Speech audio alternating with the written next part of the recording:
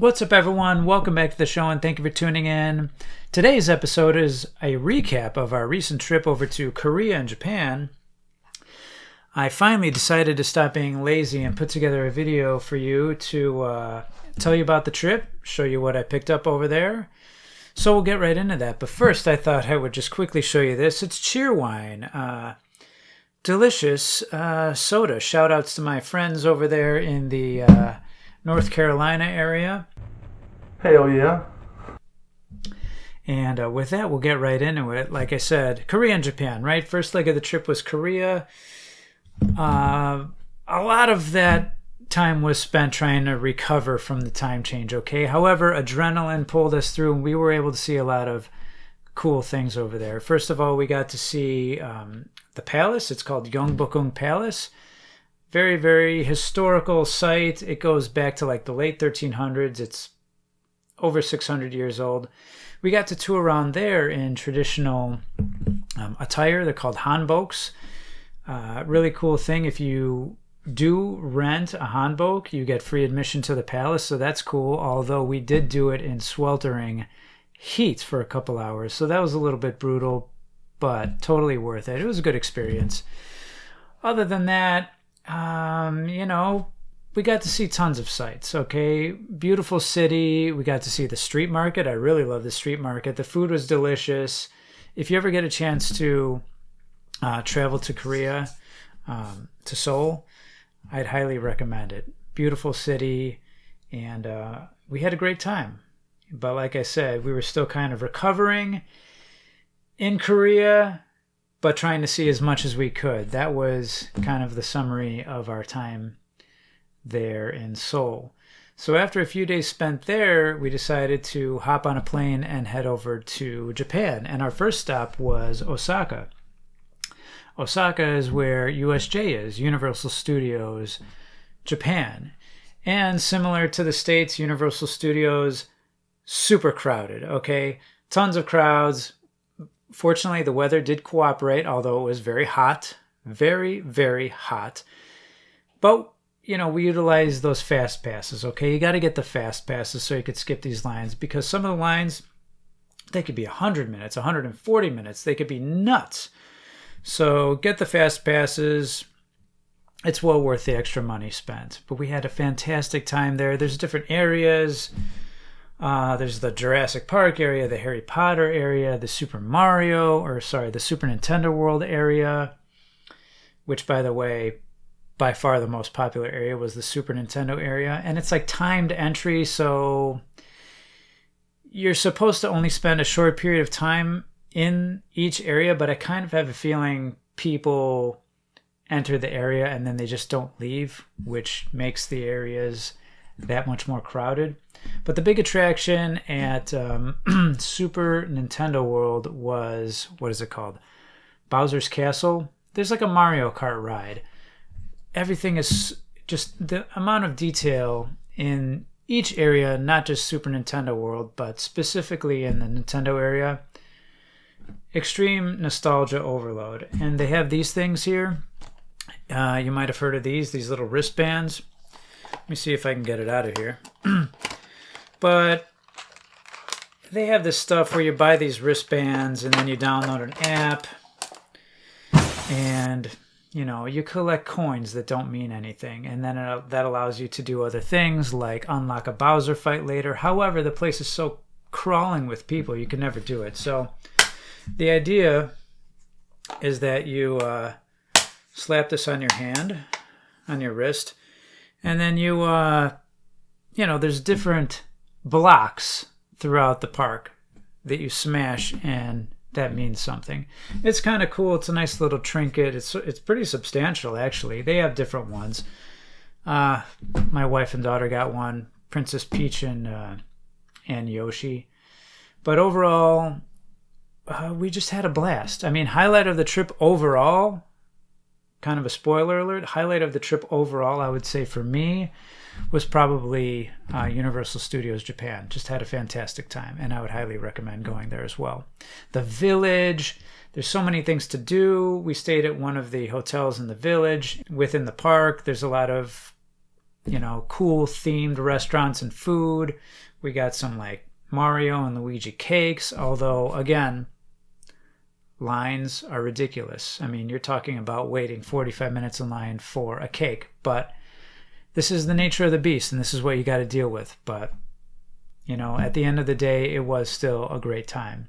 So, 2 thumbs up for Universal Studios Japan. My daughter brought back a bunch of toys. I'm not going to show off any of that stuff. And then from there, we hopped on the bullet train. Okay, after spending a few days there, we hopped on the bullet train. It's called the Shinkansen. Hopefully I'm pronouncing that right. Hopped on that over to Tokyo. That's like 2.5 hours, 2 to 2.5 hours. And supposedly you're able to see Mount Fuji on the way, but we were so exhausted we slept right through that. Wish I wouldn't have, but that's the truth. So after that ride, which was a great experience, very cool. First time doing that. I should back up a little bit. I should mention that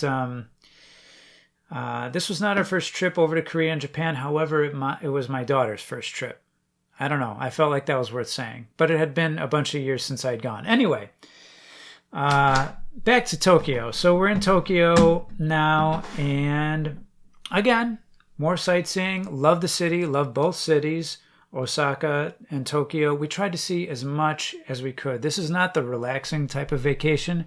This is a see as many things as you can type of vacation, but that's okay, right? We got to go to a place for my kid called Moomin Valley. Are you familiar with the Moomins? It's like a Finnish cartoon. Anyway, I don't know about other Asian countries, but I know for a fact that in Korea and Japan, they celebrate this cartoon. They're really into Moomin, among other things, of course. But they have a whole outdoor, I don't want to say theme park. It's kind of a theme park dedicated to this Moomin cartoon. It's called Moomin Valley. So we took a trip over there while we were in Tokyo. And I'll just jump to the highlight for me in Tokyo, which was the Akihabara area. And this is like basically Nerdville as far as Tokyo is concerned. And this is where we did our video game shopping. Went there twice. Special thanks to Graphics Gear for sending me all of his recommended retro gaming shopping locations. Thankfully, my wife was kind enough to help be a tour guide for us navigating with the map. And pretty much she just kind of let my daughter and I do the shopping. So we were very appreciative of that. And I'll go right into some of the things I got. Star Force on the Famicom. Not an exciting start, but for me it is. I'm a big fan of Star Force on the NES, and I like picking stuff up like this to find out if there are any like regional differences. There are a few differences. There's audio and graphical differences, although albeit they are slight. Like the stars twinkle in the background, something that you're bored to death, but is exciting for me. Don't ask. The next 3 games my daughter picked out, I had to keep her happy because she's pulling stuff off the shelf left and right, and the shopkeepers are kind of like looking at us sideways, kind of getting pissed off. So I let her pick out a few things just so she'd be happy and have something to hold on to because, like I said, it was just like nonstop. Look at this, look at that. What about this, Daddy? So here we go. Bomberman Hero. My daughter and I have become Bomberman fans as of late. I talked about this probably a year ago, how I never got into Bomberman. But ever since I got this PC Engine, we've been playing a lot of Bomberman. And we've somewhat become hooked. So we got that. We got this Doraemon game. I'm aware of Doraemon. By the way, there was a Doraemon ride in USJ. That was a lot of fun. Got to go on that twice. I think that was my daughter's favorite ride.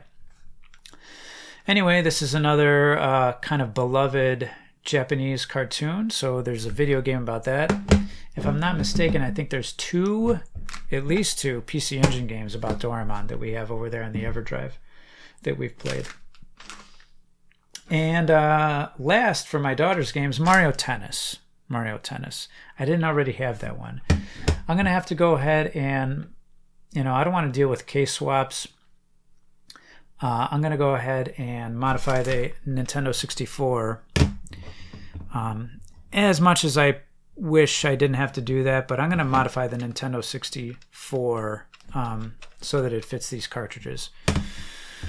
My Nintendo 64 is the same one I had from 1996. I kept it all this time, managed to keep it running, but I don't care. We'll just what do we have to do to get that working? I got to clip something on the inside like on the Super Nintendo? Let me know. I got a couple more Famicom cartridges for myself. We got Kid Dracula. Both these games are awesome. And we also have Splatterhouse. I can't remember the Japanese name for these, but we've got this Splatterhouse cartridge here. So that did it for my Akihabara haul. I also noticed that we had this electronics store out of our window from the hotel. I forgot what it's called. It was a 4-letter word. It's been a month almost since I've been there, so my memory's going. Labby is what it was called. Anyway, this store was literally like I could jump out the window of my hotel and land on this big multi-floor electronics store, and they had a video game thing. So at night, one night, I went over there. I was perusing the video games. It's all modern stuff. I made a couple shorts videos of this. You might have seen it, you might have not, but I picked up a PS4 game. And you might be thinking, that is not a PS4 game. But what I did spot, I'm going to take this away from the microphone. What I did spot was this. And this is Tiger Heli. I'm going to butcher this in Japanese. It's called like Kyoyoku Tiger. You're all laughing right now. Something along those lines. And it has, let's see. It has these games in it. I think it's got the arcade game.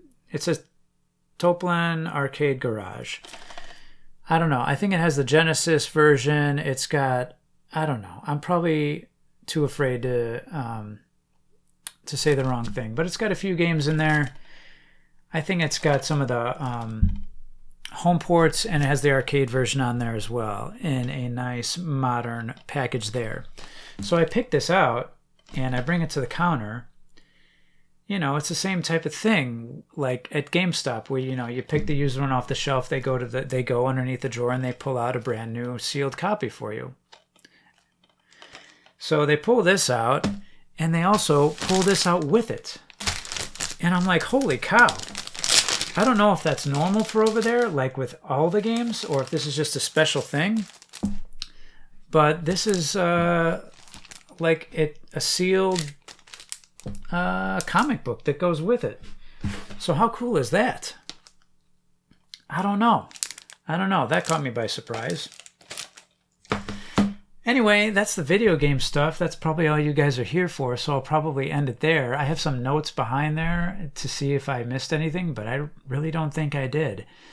To recap, we had an excellent time. I would definitely do it again.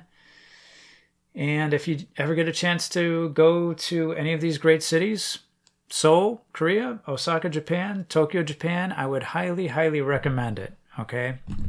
It was a great time, and hopefully we can get a chance to go there in the future. I know my family certainly had a great time. So I guess we'll end the video there. I'll probably put together a little montage for you of things that I failed to talk about. I really appreciate you tuning in, and I look forward to seeing you real soon.